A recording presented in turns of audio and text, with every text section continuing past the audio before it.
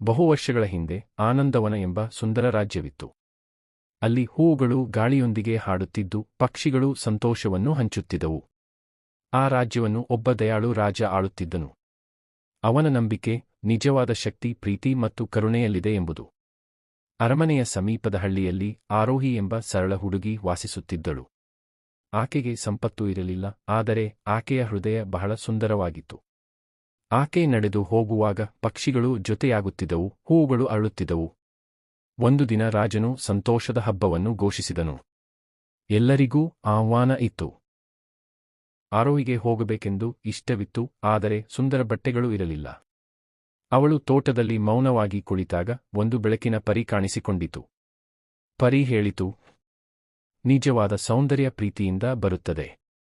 ಕ್ಷಣದಲ್ಲಿ ಆರೋಹಿಯ ಸರಳ ಉಡುಪು ಹೂವಿನ ಮತ್ತು ಚಂದ್ರಪ್ರಕಾಶದ ಉಡುಪಾಗಿ ಮಾರ್ಪಟ್ಟಿತು. ಹಬ್ಬದಲ್ಲಿ ಎಲ್ಲರೂ ಅವಳನ್ನು ನೋಡಿದರು, ಆಕೆಯ ರೂಪಕ್ಕಾಗಿ ಅಲ್ಲ, ಆದರೆ ಆಕೆಯ ಶಾಂತಿಯ ಭಾವಕ್ಕಾಗಿ.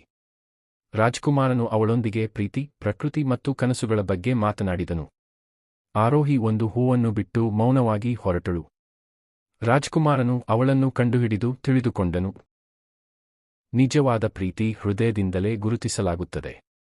ಅವರು ಸೇರಿ ಪ್ರೀತಿ, ಸಂತೋಷ ಮತ್ತು ಪ್ರಕೃತಿಯಿಂದ ತುಂಬಿದ ರಾಜ್ಯವನ್ನು ನಿರ್ಮಿಸಿದರು. ಅವರು ಸದಾ ಸಂತೋಷದಿಂದ ಬದುಕಿದರು.